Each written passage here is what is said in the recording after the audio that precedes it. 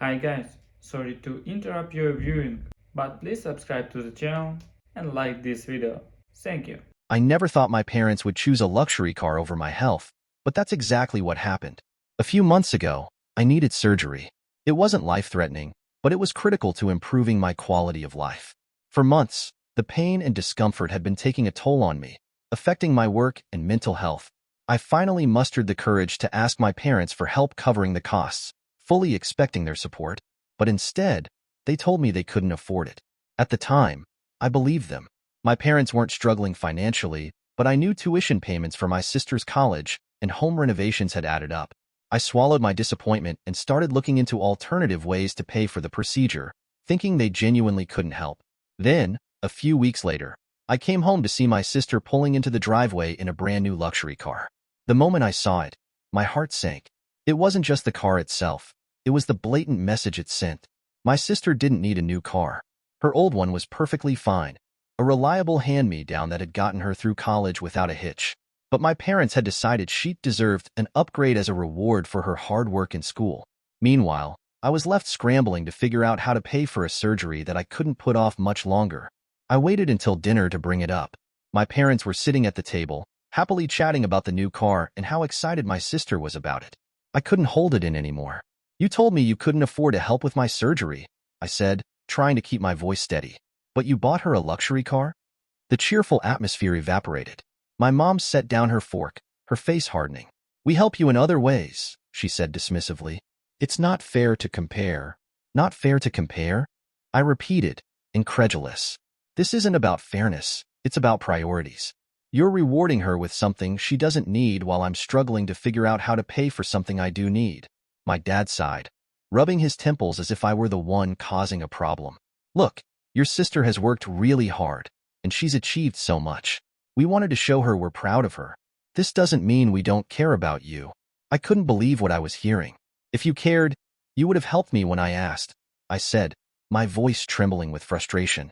"Instead, you told me you didn't have the money, and then turned around and bought her a car that costs more than my surgery."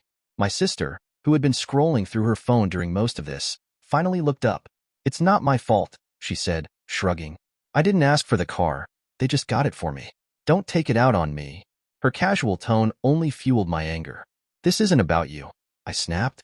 "It's about how they've made it painfully clear where their priorities lie." My mom stood up abruptly, clearly done with the conversation. "We're not going to sit here and be guilt-tripped," she said. "We've done plenty for you over the years. You're an adult now. It's time to take responsibility for yourself." The conversation ended there, but the resentment it left behind lingered.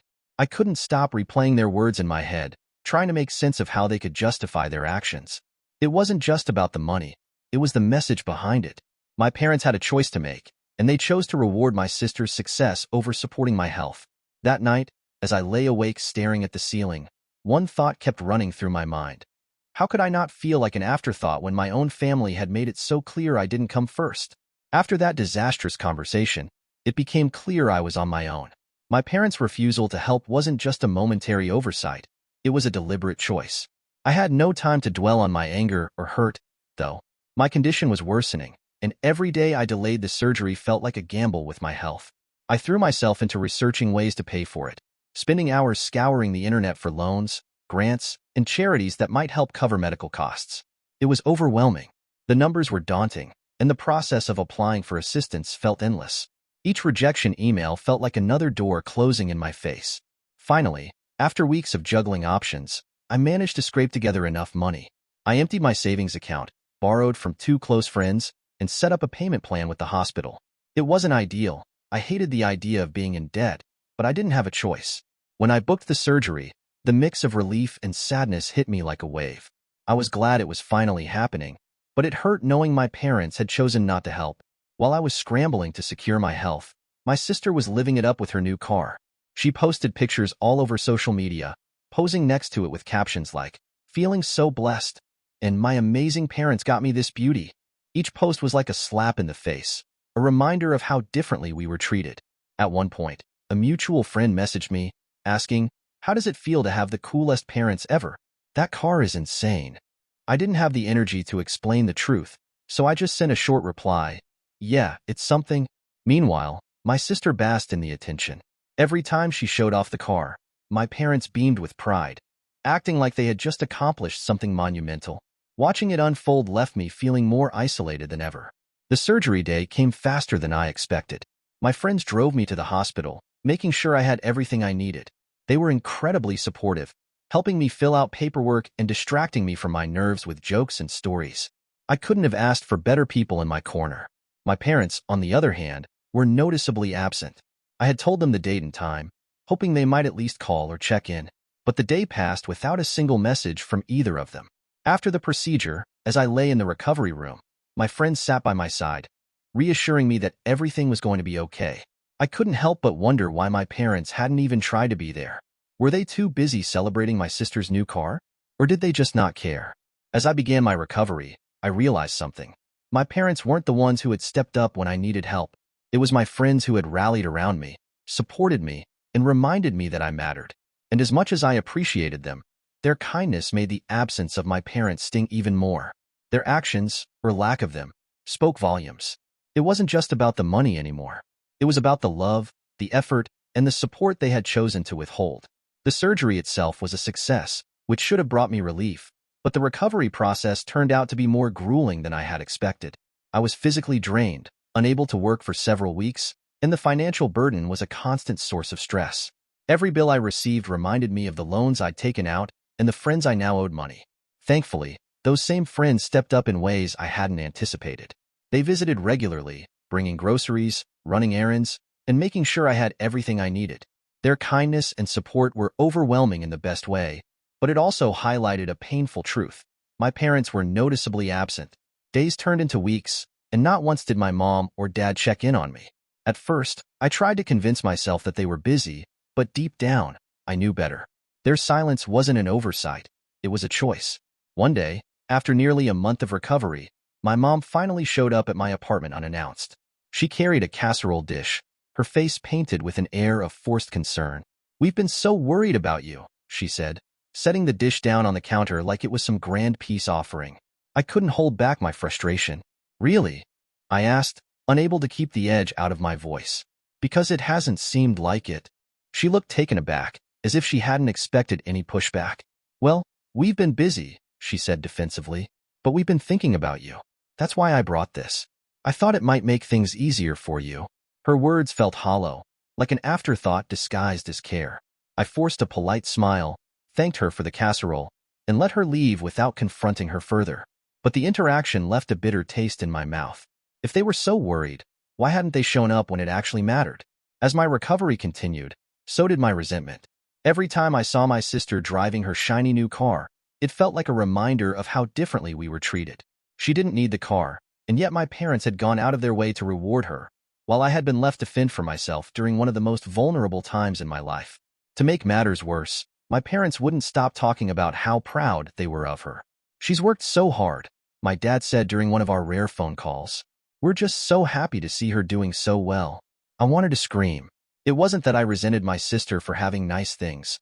I was genuinely happy for her success, but I couldn't ignore the blatant favoritism. Every compliment they showered on her felt like a slap in the face, a reminder that I wasn't seen the same way. The isolation I felt within my own family was overwhelming. I started avoiding their calls and declining invitations to family dinners. It wasn't just that I didn't want to see them. It was that I didn't know how to sit across from them and pretend everything was okay. I tried to focus on my recovery, on repaying my friends, and on getting back to a sense of normalcy. But the wounds left by my parents' actions, both literal and emotional, weren't healing as quickly as I hoped. Every time I thought about what had happened, one question echoed in my mind. How could the people who were supposed to love me unconditionally make me feel so unwanted? Family dinners were rare these days. I had been keeping my distance, but my parents insisted on getting everyone together for quality time. Reluctantly, I agreed. It felt easier than another round of excuses and dodged phone calls. The evening started off awkward, with polite small talk about work and my sister's classes. She spent most of the meal scrolling through her phone, occasionally chiming in about how much she loved her car. My parents, as usual, smiled proudly at every word she said, treating her as though she hung the moon. I sat there quietly, trying to suppress the frustration bubbling under the surface.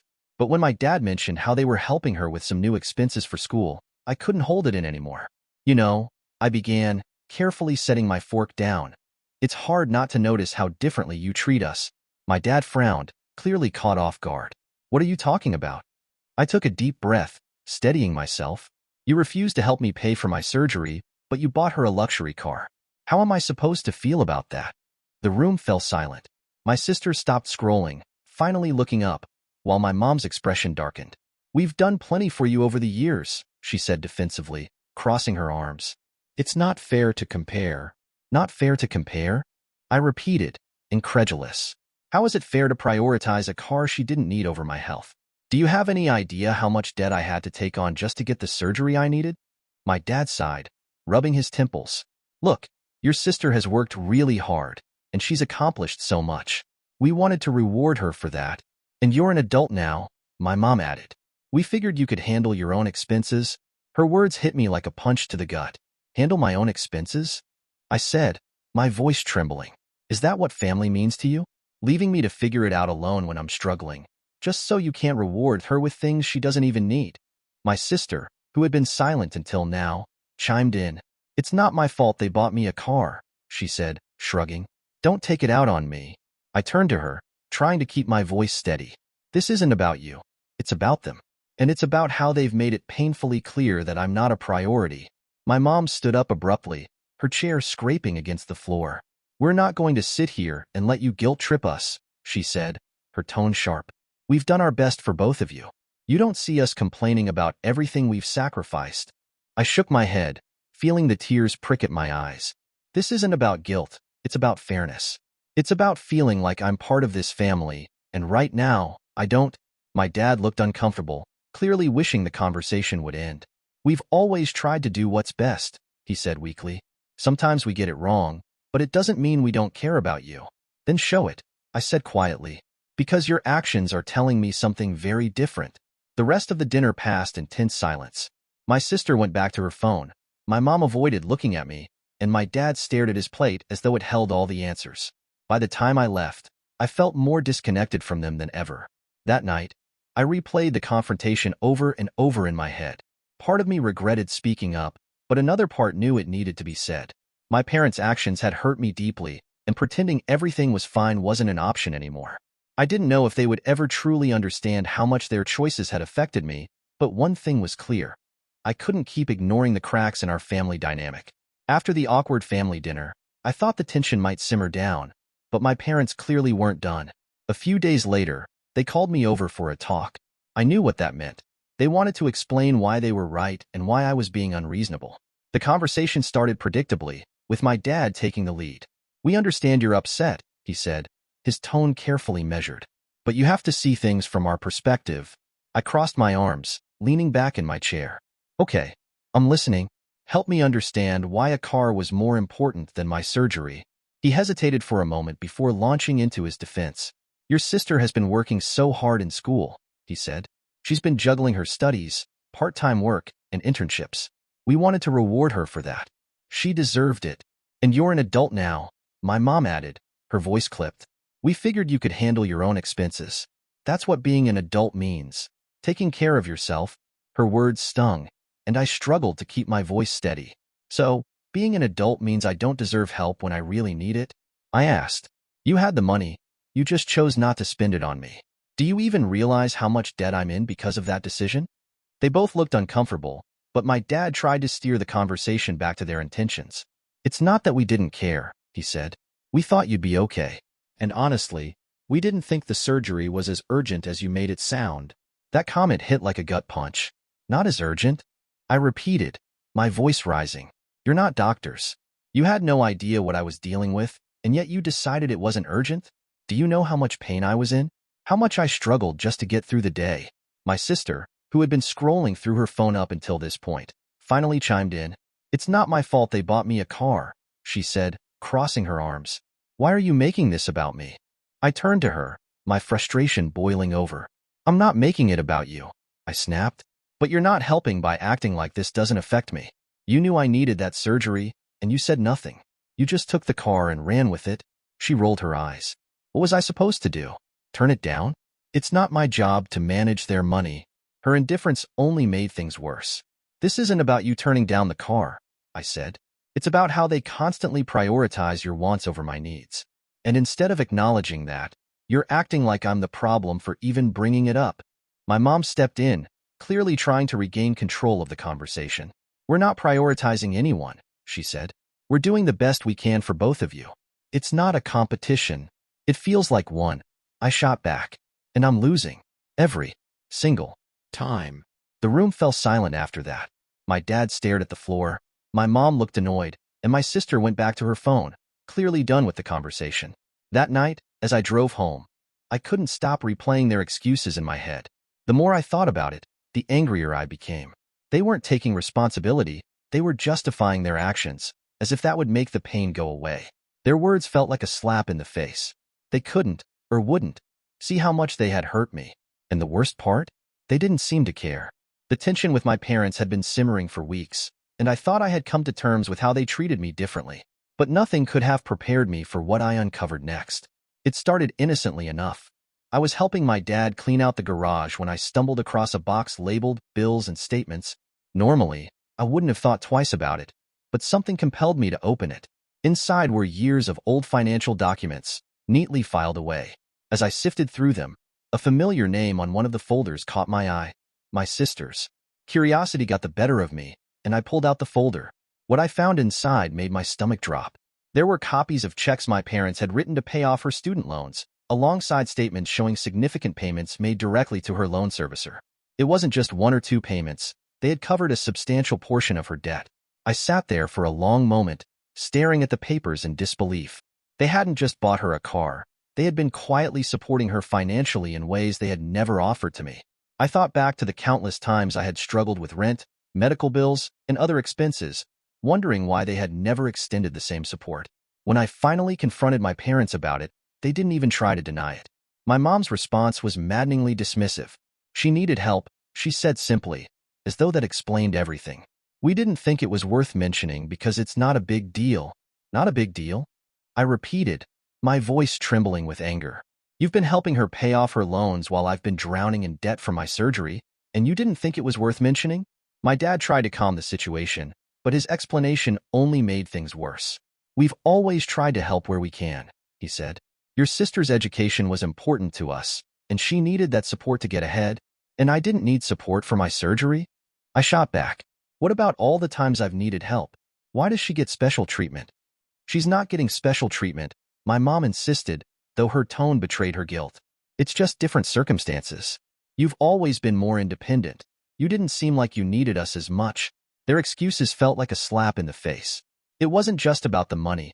It was about the blatant favoritism, the way they had consistently chosen her needs over mine without a second thought. I left the conversation feeling even more betrayed than before. The financial support they had given my sister was just another confirmation of what I had been feeling all along. I wasn't a priority to them. The worst part was their refusal to see why it hurt so much. They acted as if my anger was irrational, as if I should have just accepted the way things were without question. But I couldn't. This wasn't about jealousy or entitlement. It was about fairness, about feeling like I mattered to my own family. And in that moment, I realized that nothing they said or did could take away the sting of knowing I had always been second best. The discovery of my parents' financial favoritism pushed me over the edge. For weeks, I had been bottling up my resentment, trying to keep the peace for the sake of my sanity. But this was too much. The surgery, the car, and now the secret student loan payments. It wasn't just one incident. It was a clear pattern, and I couldn't ignore it anymore. I decided it was time to confront them one last time. I didn't care about sparing feelings or avoiding conflict anymore. I needed them to hear how their actions had hurt me. Sitting them down in the living room felt like preparing for a battle. My dad sat stiffly on the couch, avoiding eye contact, while my mom crossed her arms defensively, her expression already tense. I took a deep breath and began. I don't feel like part of this family, I said, my voice steady despite the knot in my stomach. And it's not just about the surgery or the car. It's about the pattern of how you treat me compared to her. My dad shifted uncomfortably, his gaze darting between me and my mom. My mom, predictably, went straight into denial mode. You're being dramatic, she said, her tone sharp. We love you both equally. I shook my head, refusing to let her brush this off. If that's true, I replied, then why don't your actions show it? Why is it that every time I've needed help, I've had to figure it out on my own, while she gets a car, loan payments, and constant support. My dad finally spoke up, his voice hesitant.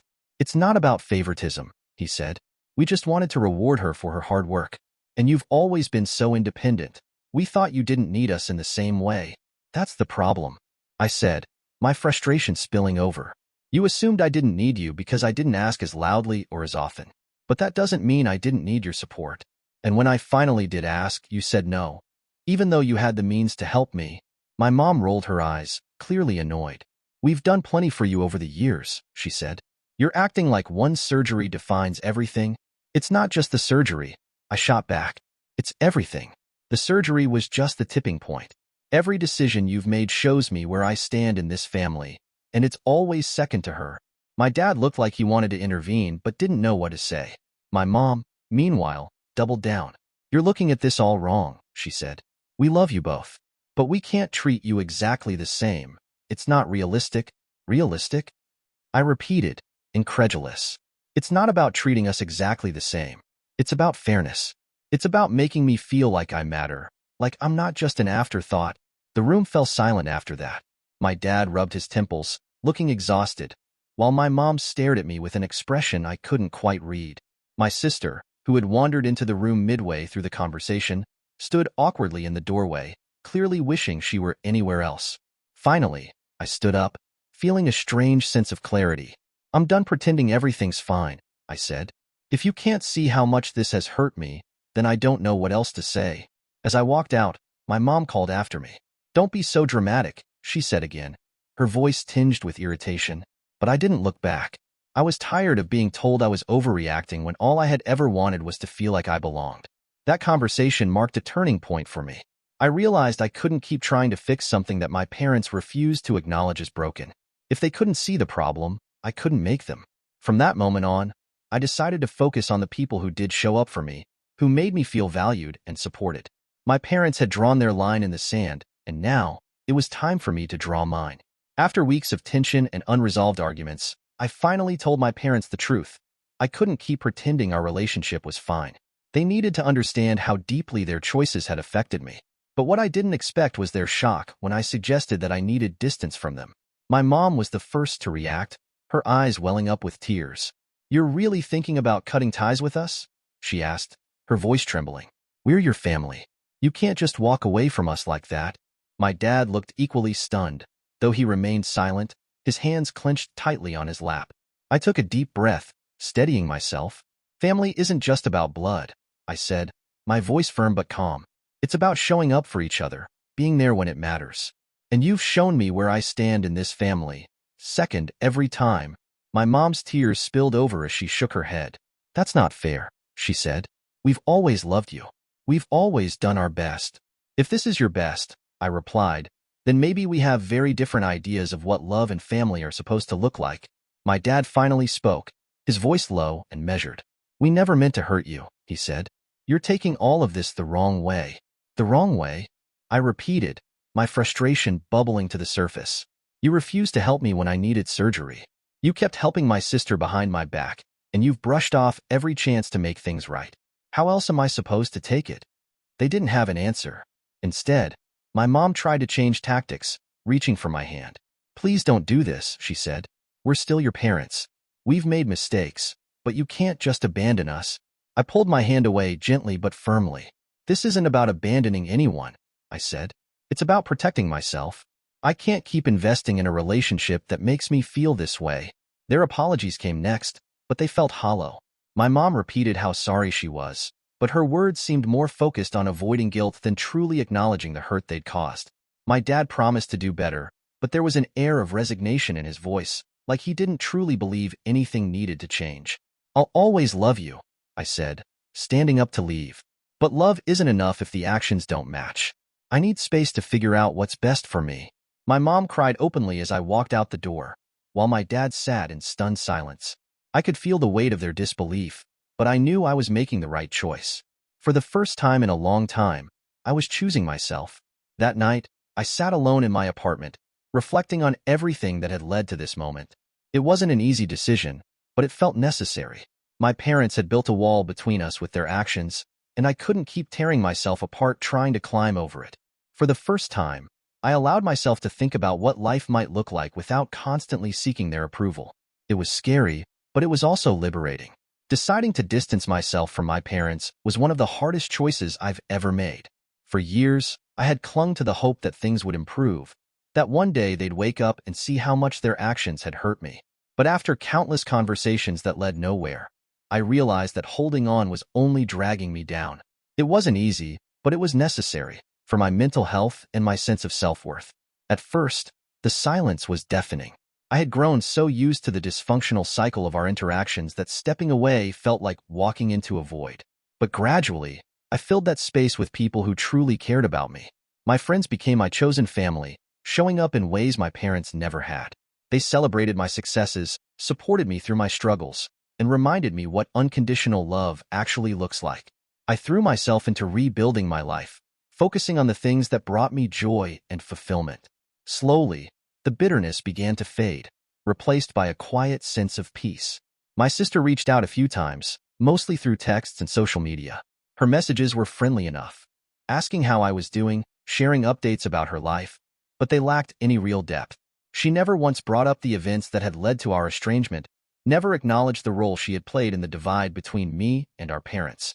At first, I debated whether to confront her, to push her to take accountability. But I quickly realized I didn't have the energy to fight that battle. She was living in a world where she had always been the favorite, and expecting her to see things from my perspective felt like a losing game. Instead, I kept our conversations surface level. I didn't blame her for the choices our parents had made, but I also couldn't pretend everything was fine. She remained a distant figure in my life, someone I cared about but couldn't fully trust. As for my parents, their attempts to reconnect were sporadic and hollow. My mom would occasionally leave voicemails, her tone swinging between guilt and indignation. "I don't understand why you're doing this," she said in one message. "We're your family. You can't just cut us out like this." My dad's attempts were more measured, but equally unconvincing. "We miss you," he said during one rare call. "Things haven't been the same without you." But every time they reached out, their words felt more like a bid to soothe their own guilt than a genuine attempt to repair the damage. They wanted me back in the fold, but only on their terms, without acknowledging or addressing the hurt they had caused. The biggest lesson I learned through all of this? Family isn't about blood.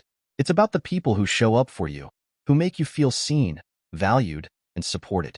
My parents had shown me time and time again that I wasn't a priority to them, and staying in that dynamic only made me feel smaller.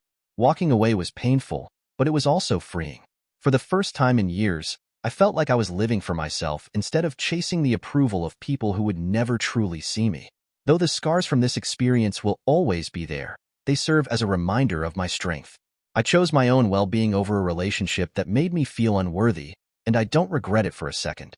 Moving forward, I've learned to set boundaries and surround myself with people who lift me up instead of tearing me down. It wasn't the ending I had hoped for, but it was the one I needed. And for that, I'm grateful.